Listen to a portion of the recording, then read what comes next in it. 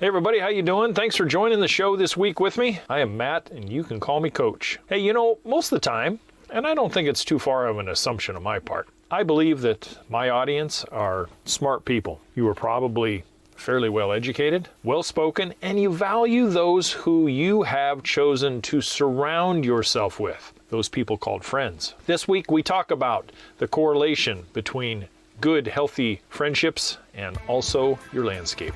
I'm glad you're here. Hey, let's get started, shall we?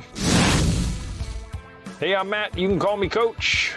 This podcast is all about DIY, landscape education, concepts, and ideas, so you guys out there can tackle projects yourself, get professional results, be a heck of a lot more self-reliant, and save a lot of money in the process. You know, after a 20-plus year in the green industry, I bring with me a lot of knowledge and experience that I want to share with you, the modern, educated, self-reliant homeowner of today. Well, hey, I'm not going to exactly start this one off on a really high note, because this podcast and the accompanying YouTube is dedicated to a very good friend of ours who we lost this past week. Her name was Becky, and she passed away way too early. God called her home way too early, only in her 50s. And we are so sorely heartbroken, and we will miss her forever. It's really sad. Very sad statement, and that's as far as I'm going to go. Hey, anyway, so we talked about friends. You know, there are good friends, and then there are those who are acquaintances. Acquaintances, in my humble opinion, are those folks who you know. You have not, and they have not, put any real effort into getting to know each other further than, hey John, hey Sally type of thing. They don't have your back. Maybe they are on the periphery of your life from maybe work or the neighborhood, but you really don't know a lot about them. And I think that's what an acquaintance is. In this day and age, it is actual work. It's work to nurture and grow a good friendship with someone, in my humble opinion. Everything is so instantaneous and so superficial, materialistic, and wrapped up in just a gob amount of narcissism. Now with, pandemics and vaccines and politics and inflation and all the other stressors, time is ripped from our grasp, and ability to cultivate and nurture good friends is harder than ever before. Well, you and your landscape, if I might draw this correlation or analogy, have the same relational bond levels, believe it or not. Either good friends or just acquaintances. And I will tell you why and how you can tell. Hey guys, once again, I'm so glad you're here. So, Coach, what you are trying to correlate is this relationships in my landscape? Yep. This really ought to be good, Coach. Good luck with this one. Aren't you reaching just a little bit here? Kind of low on content ideas, are you, Coach? Nope. Just another episode where it gets you to think just a little bit. Not just amused, not just entertained. Actually gets you to think just a little bit. We find that when we put a little effort into something, and I mean just a little effort, that is what we get back.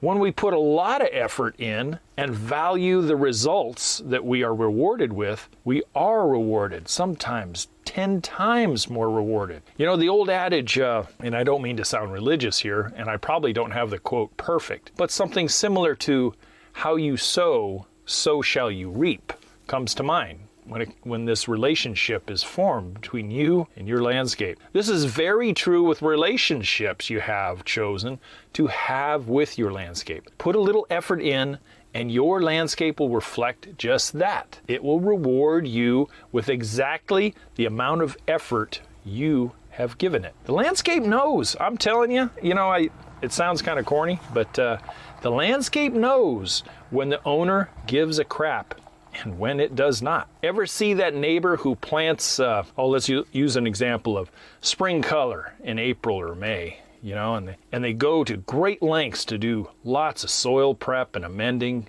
good planting techniques, correct watering and feeding and weeding. Then they have the bountiful reward of a season of long blooms or color or fruit or whatever it might be. But they don't stop there.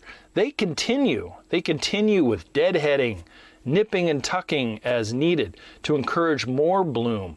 And those plants continue to perform until the season ends.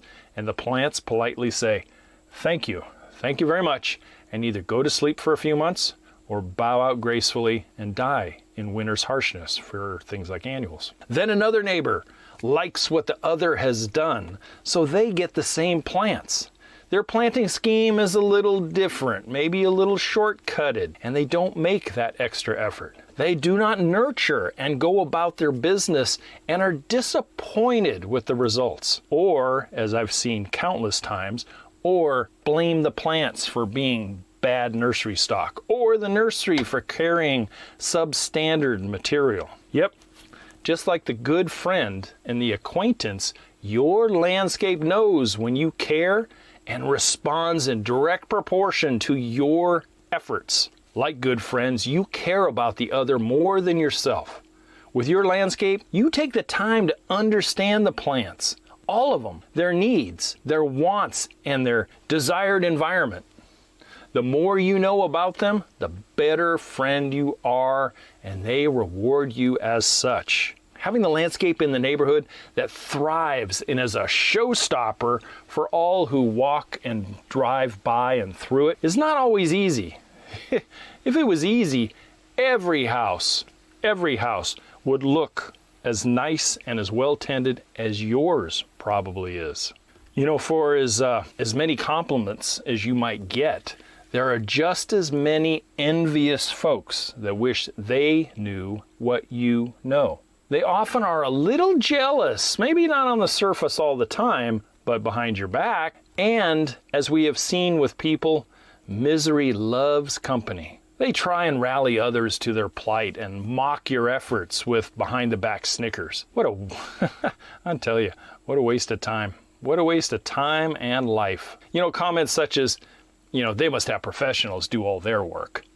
Or they must be trust fund babies and are rich and can afford such a nice landscape. You know, they spend hundreds if not thousands of dollars on that thing every year. Neighborhood snickering. And yet all it is, really, ladies and gentlemen, all it is having a good, deep, long-term friendship and understanding and nurturing of that landscape, which in turn rewards you over and over and over for a very, very long time. So, how do we get that stage of friendship with our landscape? Well, just like with people, in a certain way, it's the same with plants. By getting to know each and every plant, determining that that plant is in the right place or the wrong place, applying all the correct maintenance techniques, and meeting the plant's needs is basically all it requires. By amending and updating when called for, it does require time, there's no doubt about it. It does require time, effort,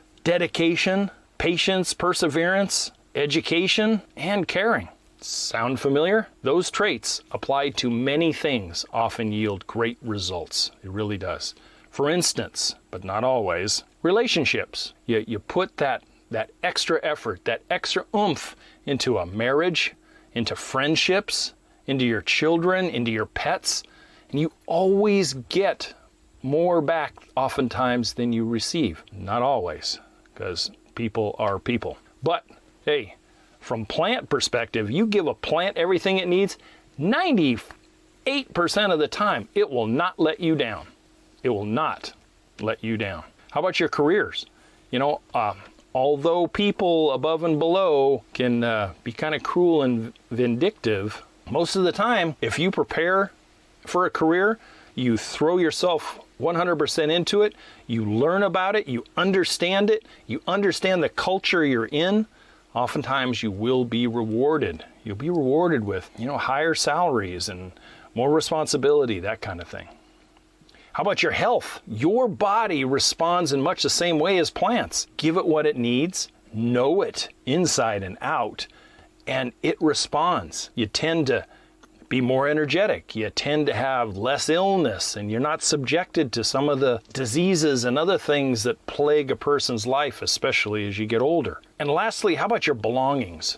How about your things, your stuff? your home, your vehicle, your clothes, your lifestyle, all these things treated right always pay off in dividends. Take care of your home, it's going to look and last longer. Take care of your car, same thing. How about your clothes? You know, if you throw them up in a pile, you never wash them, you don't iron them, you don't dry clean them, you know, you don't fold them, you don't take care of them, you go through them a lot faster. You know something, I kind of lost count of those landscapes that I have installed over the years for folks, only to watch them wither.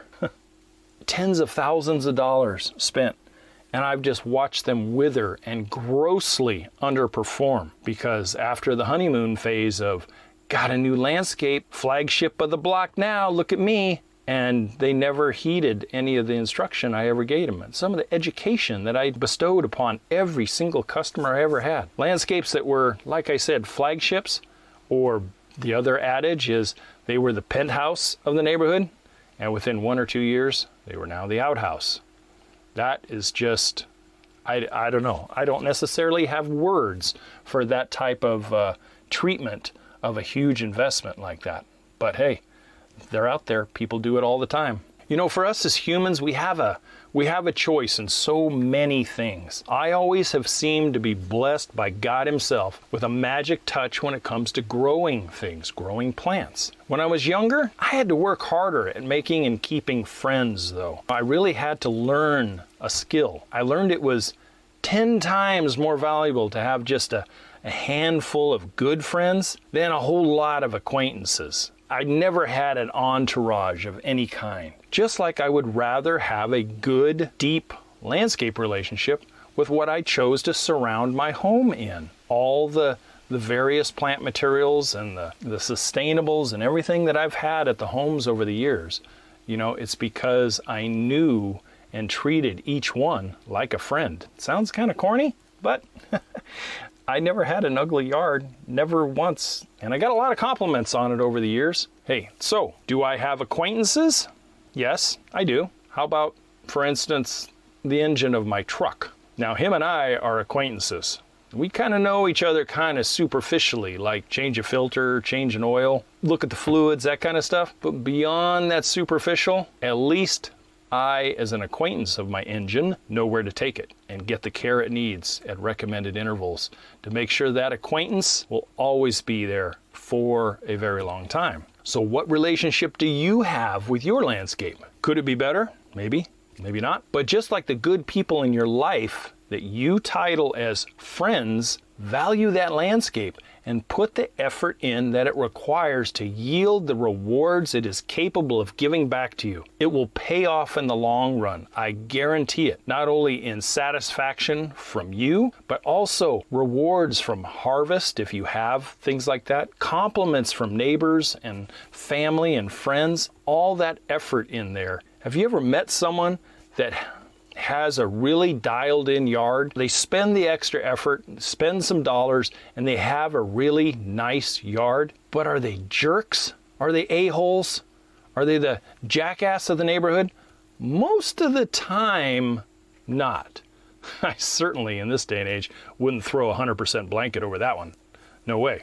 But for the most part, people who enjoy tending to a landscape and switching out color and planting bulbs and doing nipping and tucking and all the stuff that a nice landscape requires, most of the time they're balanced people. Yeah.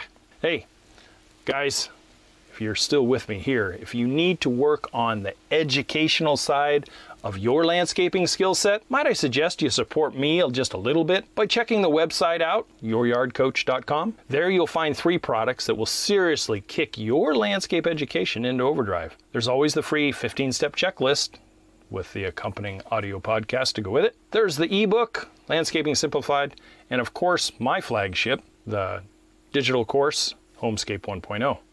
They're all reasonably priced, and it goes a long way to supporting this podcast and the YouTube channel. So anything you can do, greatly appreciated. Hey, I hope you got a little something out of this. Kind of a different correlation, I know, but it's really kind of true when you think about it. If you don't, hey, listen to the podcast again. Join me over there on the YouTube channel this week. We'll have a few more things visually that you can look at. See you next week. As always, to your landscape success. And, like at the top of the show, goodbye, Becky. We love you. We'll miss you so very, very much. You are the definition of a good friend. Thank you for listening to the Yard Coach podcast. Don't forget to head over to the website at youryardcoach.com, where you will find more DIY landscape education, including the free 15-step DIY landscape checklist, Coach Matt's ebook called Landscaping Simplified, and the flagship digital course, HOMESCAPE 1.0. As always, if you have any questions or comments, you can email Coach Matt directly at youryardcoach@gmail.com. We'll see you right here next week.